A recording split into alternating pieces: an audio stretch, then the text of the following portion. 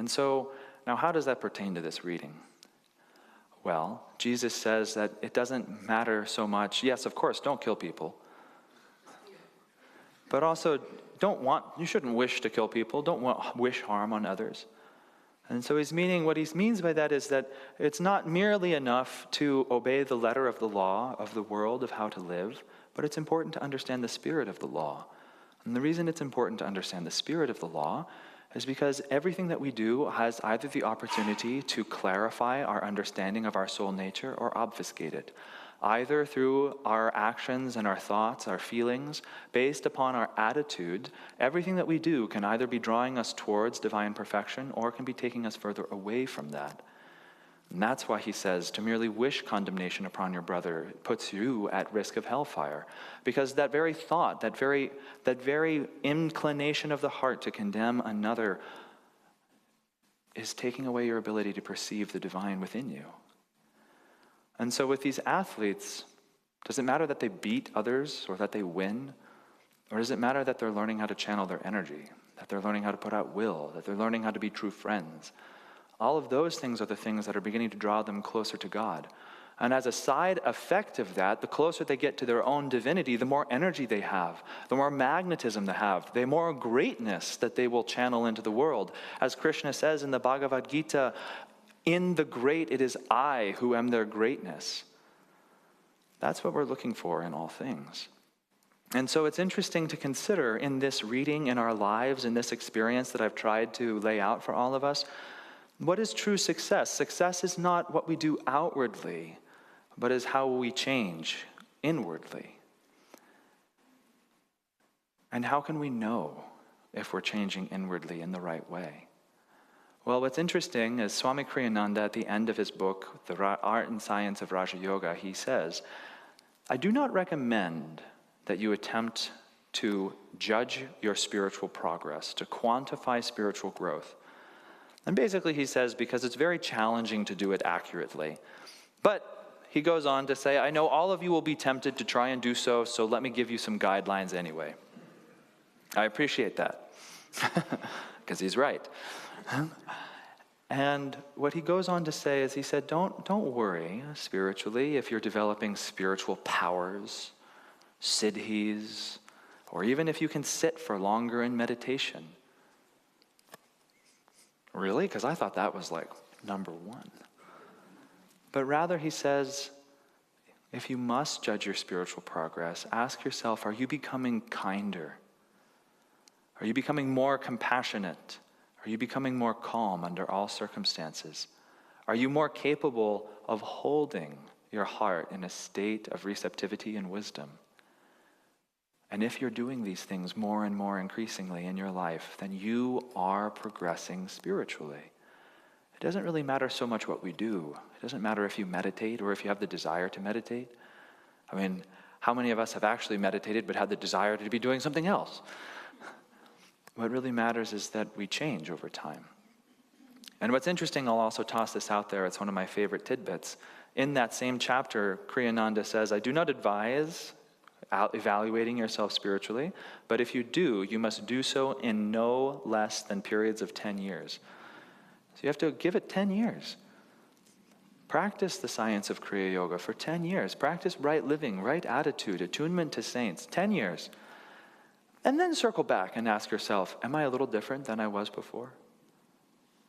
Now what's interesting is I recently just passed the threshold of my 15th anniversary of discipleship to Yogananda. And 15 years will be in another 2 months or so of my anniversary of taking Kriya Yoga initiation.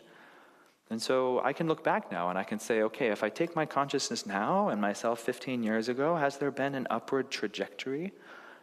Well, it kind of looks like the stock market, maybe it's this. But as they say on Wall Street, the trend is your friend. And I can say that I'm trending up. It's worth it. It's working. Just like that athlete, I could put my arm around my younger self, or in this case, maybe that's why God gave me the work to work with young students, because I can say to them, it's okay. You don't even really know what it is to put out willpower yet, but you will. Because that's what happened to me. I didn't really know. And that's a very inspiring thing to think about for me. But then if we do accept the fact that life is really a measurement not of our outward victories, but of our inner victories, then how can we begin to understand on a day-to-day basis if we're moving in the right direction? And I'll quote Jesus from another section of the Bible when he says, "By their fruits ye shall know them." And of course, in this phrase, he's giving advice for how to tell if someone is a true spiritual teacher. But also we can apply this to our own actions. By their fruits ye shall know them. In the beginning of the Bhagavad Gita, the whole famous, incredible scripture begins with the question of the blind mind asking introspection, what happened on the battlefield of life today? Meaning that we all need to introspect about our lives and the actions that we've taken and the things that we've done and ask not just, was I successful outwardly, but what was the fruit of that action inwardly? Has it brought me a sense of greater contentment? Has it brought me a greater sense of inner peace? Has it brought me a closer sense of joy? And so on and so forth. But now even that can be a little bit dangerous. Because how can we really trust our capacity to evaluate if we are really becoming more calm, or am I becoming apathetic? Am I becoming more joyful, or am I just excited by the superficial changes I perceive? And it can become a really tricky business to even evaluate ourselves on these terms. And so I'd like to just offer, as it hints in this reading, when Krishna says, your soul is eternal, your soul is infinite, maybe one of the greatest ways to evaluate if we're moving closer to that is by checking our work against a teacher, by checking our work against a master.